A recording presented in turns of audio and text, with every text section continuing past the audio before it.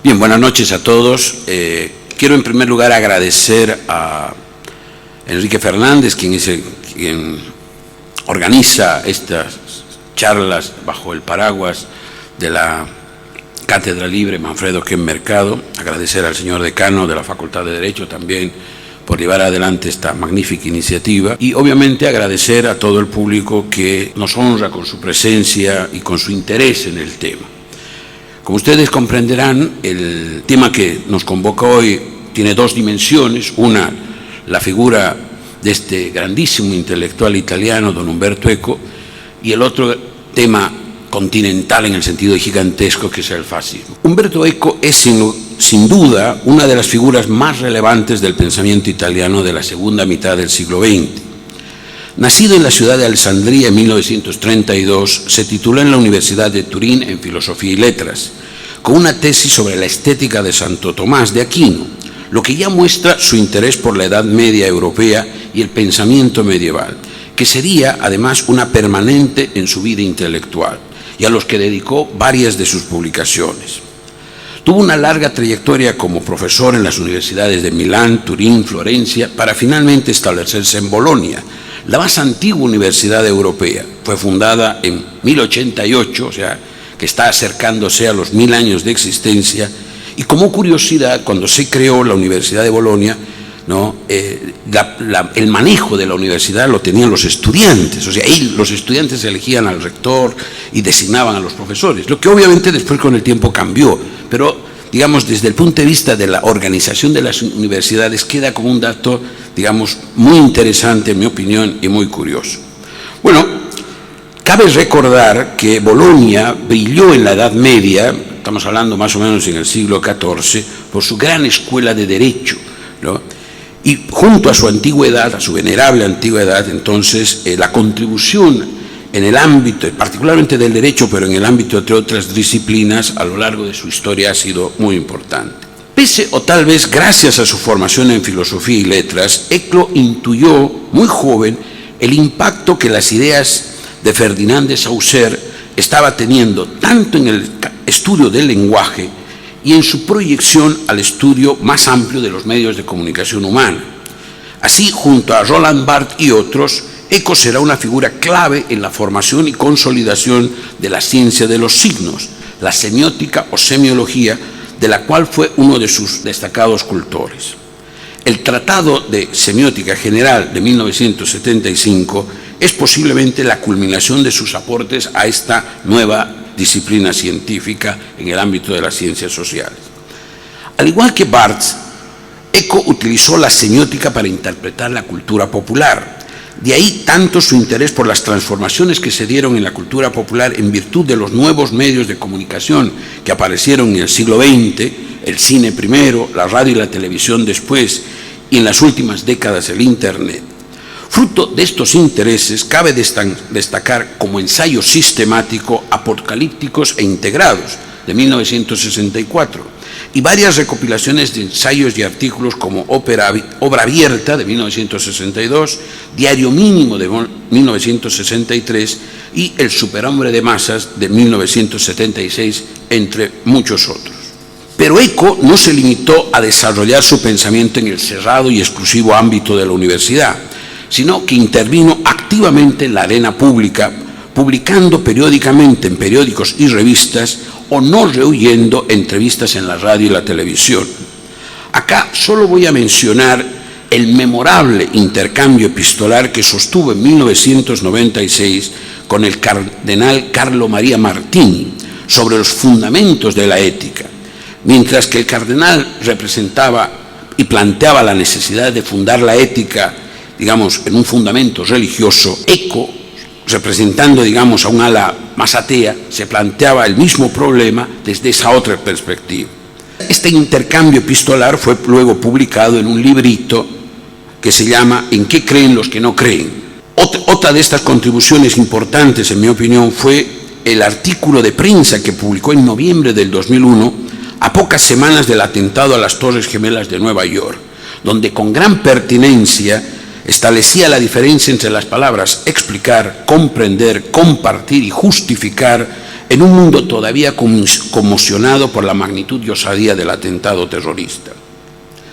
Por otra parte, fruto de su pasión infatigable por la lectura y en línea con su trabajo académico, Eco también incursionó en la crítica literaria, publicando en 1965 Las Poéticas de Joyce y varios ensayos dispersos en muchos libros.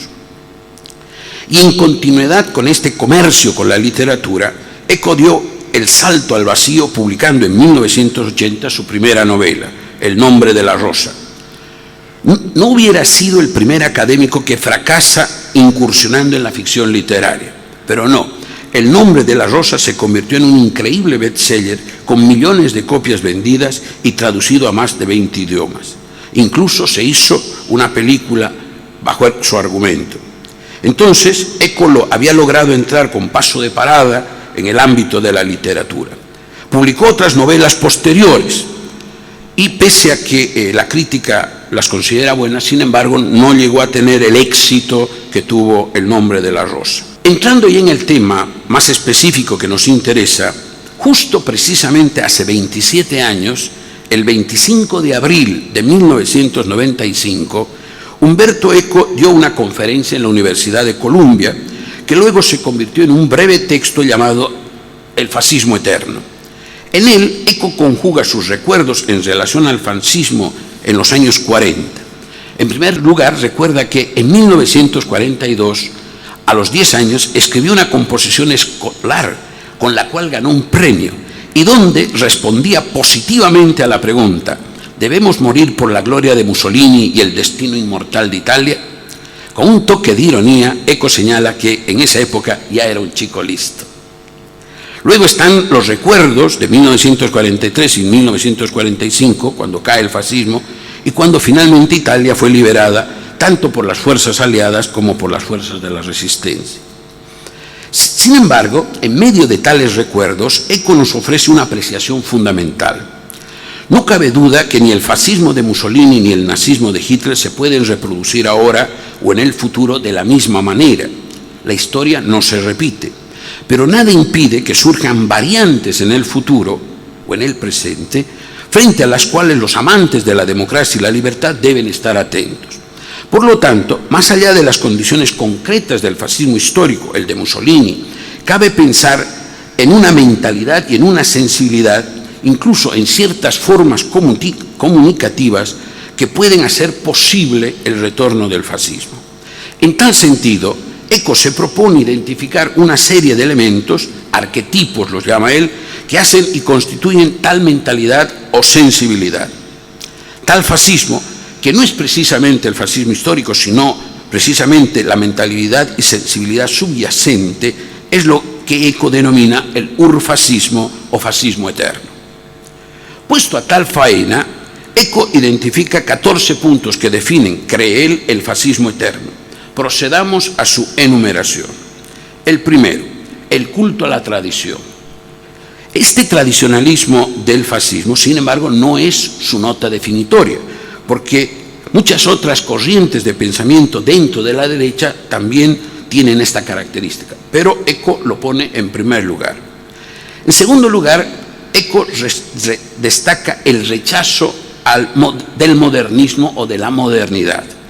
En concreto, para Eco, el fascismo básicamente rechaza los logros del pensamiento ilustrado, o sea, del pensamiento que se va perfilando como lo que se llama el siglo de las luces. Ahora, rechazar el pensamiento ilustrado es en alguna medida apostar al irracionalismo. En ese sentido, esta es la segunda característica que menciona Eco. Ahora, como tercer punto, Eco menciona el culto a la acción por la acción. Esto estuvo muy marcado en los discursos y en las expresiones de Mussolini, donde afirmaba que el fascismo, más que ser una ideología, en realidad era un conjunto de ideas muy relacionadas con las posibilidades de éxito de la acción. Ahora bien, Eco relaciona este culto a la acción por la acción con el rechazo de la cultura. Aquí, por ejemplo, recuerda esta famosa frase que se atribuye a algún jerarca nazi de que cuando escuchaba la palabra cultura cargaba su revólver. En rigor, de lo que se está planteando es que la cultura, como actividad intelectual y actividad estética, normalmente aspira a la universalidad. Pero en el fascismo se acepta cierto tipo de cultura y se descarta las demás. Como cuarta característica, Eco menciona el rechazo del pensamiento crítico. Y este rechazo del pensamiento crítico implicará que el desacuerdo, el disenso, se juzgue negativamente. Es más, en términos, digamos, de la sociedad, se va a considerar como una traición. El quinto punto que menciona Eco es el miedo a la diferencia. Ahora, podrían verse varios tipos de diferencias entre las personas, pero destaca Eco en este caso que él está pensando en la diferencia que se puede hacer entre las personas.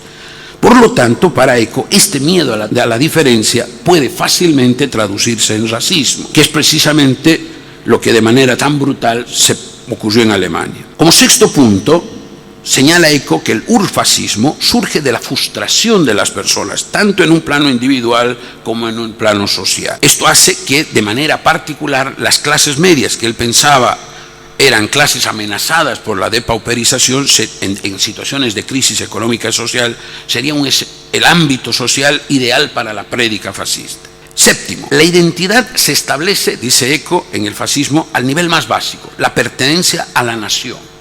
Porque al final de cuentas, ¿por qué es el nivel más elemental? Porque no se hace ningún mérito para pertenecer a una nación, simplemente el del nacimiento, no depende de méritos individuales.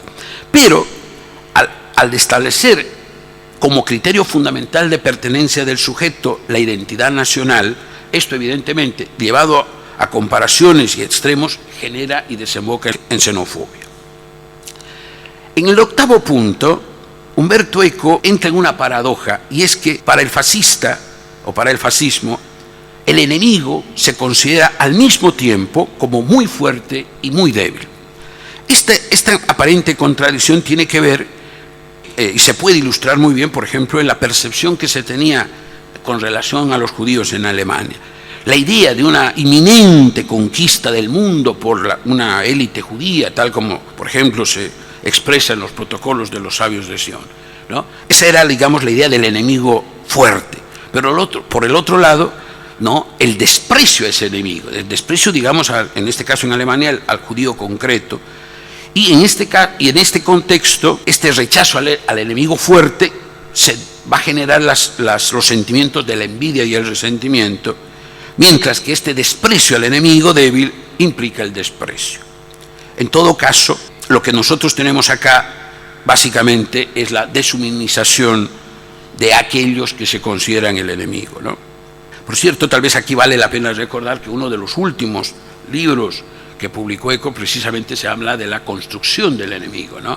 Es el primer ensayo del libro, pero es un ensayo inquietante sobre precisamente cómo a partir de ciertas prácticas discursivas, ¿no?, se va generando la idea del enemigo al que hay que combatir.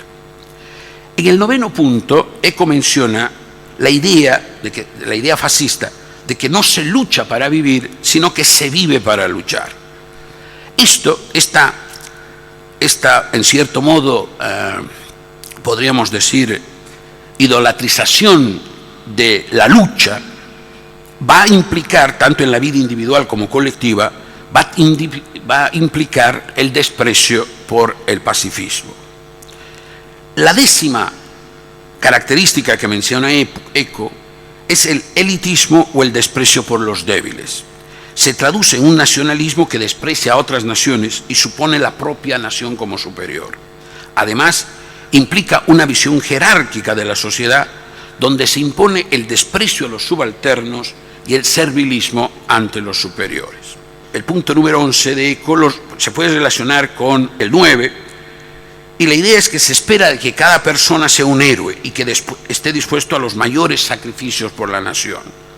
Ahora, aquí hay dos elementos importantes, ¿no? Primero, hay un culto a la muerte heroica, pero detrás de ese culto a la muerte heroica está, en cierto modo, la instrumentalización del individuo, de la persona. O sea, el individuo, la persona, carece de valor en sí, sino en la medida en que es útil al grupo, a la nación o al pueblo. El punto número 12, en el contexto del urfascismo, la voluntad de poder se transfiere al ámbito de la sexualidad, por lo cual presenta rasgos machistas y una visión tradicionalista en el rol de la mujer en la sociedad. Punto número 13. El urfascismo se basa en un populismo cualitativo, así lo llama Eco. El individuo, en cuanto tal, carece de valor y de derechos, y solo tiene valor en la medida en que actúa, vive y piensa en sintonía con la nación o el pueblo, como hemos ya mencionado. Pero esta voluntad, aquí hay algo muy importante, esta voluntad común se expresa en la voz del líder. Así, la voluntad del líder encarna la voluntad del pueblo, pueblo entre comillas. Por ello, el fascismo desprecia la democracia liberal y rechaza el parlamentarismo como una expresión de la decadencia burguesa. Finalmente, el 14º punto que menciona Eco, el uso de la neolengua. Eco observa o señala de que en los regímenes fascistas y en el discurso fascista el lenguaje se empieza a simplificar. Esta simplificación del lenguaje, como ya lo había observado Orwell, en realidad significa una reducción de la capacidad de las personas para hacer distinciones. La capacidad de hacer distinciones ante la visión de la realidad es, sin lugar a dudas, una de las capacidades intelectuales más importantes. Habiendo hecho esta enumeración, me parece que hay 4 elementos que se puede destacar. Al ser una lista de 14 puntos, claramente me parece que Eco está indicando que el fascismo, entendido como mentalidad y sensibilidad, es algo complejo, muy lejano de una mera actitud de intolerancia frente a tal o cual aspecto de la vida. Esto es importante, pues con demasiada frecuencia se usa el término fascista como mero adjetivo peyorativo para señalar actitudes que nos ofenden o no compartimos. La gravedad de la experiencia fascista en el siglo XX, al provocar una guerra y un genocidio, debería hacernos más cautos en el uso de esta expresión. En segundo lugar, si no puede reducirse el fascismo a una mera actitud de intolerancia, lo mismo cabe en relación a los regímenes políticos. No corresponde calificar de fascista a cualquier dictadura o régimen autoritario. Permítanme aquí mencionar, por ejemplo, que en 1980 un colega mío, ¿no?, un economista, don Pablo Ramos Sánchez, que fue rector varias veces de la Universidad Mayor de San Andrés, publicó un libro que se llama 7 años de economía boliviana, ¿no? Este libro pretende ser una crítica a los 7 años de gobierno de Hugo Banzer en los años 70, donde obviamente Banzer era la expresión, el presidente, el jefe, digamos, de un gobierno militar. Pero al principio de este libro, Ramos Sánchez dedica todo un capítulo a hablar del fascismo y dedica una sección a Alemania de Hitler, a la Italia de Mussolini, al Japón de la época. Y claro, con todo eso lo que está queriendo decir es que el gobierno de Hugo Banzer era un gobierno fascista, ¿no? Ahora, el debate sería si esa apreciación es correcta. Y evidentemente, si uno agarra los 14 puntos que enumera Eco, parecería un exceso, ¿no? Entonces, a mí me parece que ese es el punto importante de esta cuestión. O sea, no cualquier régimen de derecha y autoritario merece calificarse de fascista. Por otro lado, en tercer lugar, creo que la enumeración de Eco se puede entender como una propuesta de reflexión en el sentido de que la defensa de la democracia y de la libertad suponen una actitud de vigilia permanente. En este caso, si en el debate público, en la sensibilidad social y en el ejercicio del poder, algunos de estos 14 puntos se empiezan a visibilizar y peor aún a consolidar, es un llamado de alerta a quienes aman la democracia y la libertad. Finalmente, en cuarto lugar, me parece pertinente señalar que la expresión de urfascismo, fascismo universal o fascismo eterno, con la cual se expresa un Eco en este texto, no hace referencia a la idea de un fascismo esencial o, si ustedes quieren, un fascismo metafísico. O sea, en el conjunto de la obra intelectual de Eco, ese tipo de conceptualización no entraría. Lo que sí, en este caso, entonces, reitero, lo que está queriendo es identificar algunos puntos, en este caso 14, ¿no?, que serían los componentes esenciales de una mentalidad, de una sensibilidad o de un discurso fascista. Finalmente, me gustaría reflexionar unos minutos sobre las relaciones entre el fascismo como concepto político y sus relaciones con el populismo. En primer lugar, es importante destacar que el fascismo es una variante ideológica dentro de lo que se suele llamar la derecha. al igual que hay una gran variedad de posturas en la llamada izquierda, socialdemocracia, hasta posiciones más radicales, que no son iguales, la del trotskismo o, por ejemplo, el comunismo stalinista, ocurre lo mismo en el otro lado del espectro político. Entonces, dentro de las diferentes gamas de la derecha, una de ellas sería el fascismo, pero podría haber otras. Y por eso es que el punto anterior de que no todo régimen de derecha pues, necesariamente es un régimen fascista. Ahora, por el otro lado, visto históricamente, las características definitorias del fascismo se dieron en Italia. Fue Emilio Gentile quien estableció con claridad que en el fascismo había que distinguir tres dimensiones: la ideología, el movimiento y el régimen. La ideología hace el cuerpo de las ideas. Y en este caso, por lo menos en las ideas, mientras que en Hitler hay una explicitación clarísima de una ideología en su obra de Mi lucha, no ocurre eso con Mussolini, que más bien postulaba la idea de que el fascismo no tenía ideología. Pero los estudiosos, Gentile y otros, Bobbio, etcétera, al final piensan que había ciertas ideas directrices que movían la acción de Mussolini. Ahora, como ideología, por lo tanto, el fascismo expresaba un nacionalismo exacerbado, xenófobo, y que en su rechazo a la diferencia fácilmente podía evolucionar hacia el racismo, como ocurrió con su variante alemana. Los enemigos del fascismo fueron el liberalismo y el marxismo. O sea, esas son las dos ideologías con las que se va a contraponer. En este sentido, aquí hay algo bien interesante, ¿no? La ideología liberal surge primero y se puede, me parece a mí, considerar el socialismo y sus variantes como una radicalización del pensamiento liberal. Pues bien, frente a el liberalismo clásico, digamos, y su radicalización socialistas, el fascismo va a aparecer como una reacción. Primero, el fascismo miraba con desprecio la democracia liberal y aspiraba a una forma de democracia directa, pues desconfiaba de las posibilidades de la representación política por medio de elecciones y parlamentos. Por otra parte, mientras que el marxismo se presentaba como ideología internacionalista, donde lo fundamental era la identificación del sujeto en el ámbito productivo, burguesía versus proletariado, con la lucha de clases como conflicto relevante, para el fascismo lo fundamental era la adscripción nacionalista étnica, y por lo tanto el énfasis se pone no en la lucha de clases, sino la lucha entre países. Aquí es donde el carácter militarista del fascismo se hace evidente. El fascismo hace de la guerra un ídolo al que vale la pena sacrificar al pueblo. Hay una mistificación de la guerra y con ello de la violencia.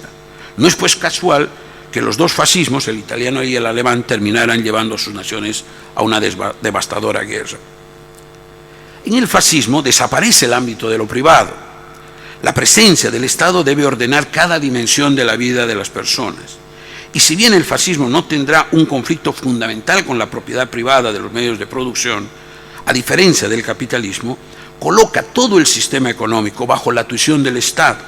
Los intereses políticos del Estado se imponen a las necesidades de la economía, las empresas y los mercados. Históricamente, el fascismo en sus dos variantes, la italiana y la alemana, fueron militarmente derrotadas por la antinatural unión de las democracias liberales de Estados Unidos, Gran Bretaña y Francia y la Unión de Repúblicas Socialistas Soviéticas. Sin embargo, tenemos que tener en cuenta que desde sus orígenes, en 1920, el fascismo fue una ideología seductora que fue logrando acólitos y simpatizantes en el mundo entero. Fueron apareciendo diversos partidos políticos en diferentes países con claras simpatías fascistas.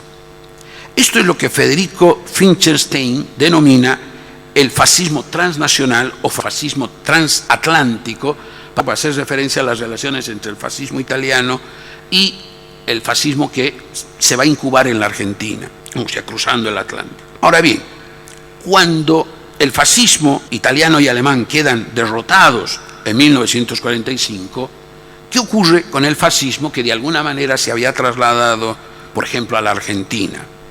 Tiene que adaptarse, necesita reacomodarse al nuevo mundo que surge después de la posguerra. Esto es lo que se denomina populismo. El populismo en este sentido nace de las entrañas del fascismo, pero marca con él una diferencia fundamental.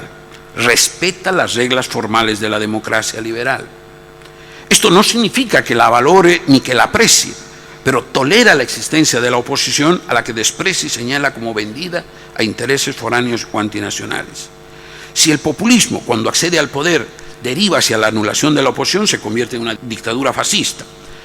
Así, la diferencia puede ser: mientras que el fascismo elimina las instituciones democráticas en cuanto llega al poder, convirtiéndose en una dictadura, el populismo mantiene el carácter formal de la democracia e incluso dice defenderla, pero es una forma de democracia autoritaria. Dado que el socialismo marxista también comparte con el fascismo su desprecio por la democracia representativa liberal, también es posible encontrar populismos de izquierda, solo que estos, mientras están en la oposición, pueden representar situaciones de crítica social que permitirían, en algunos casos, la profundización de la democracia.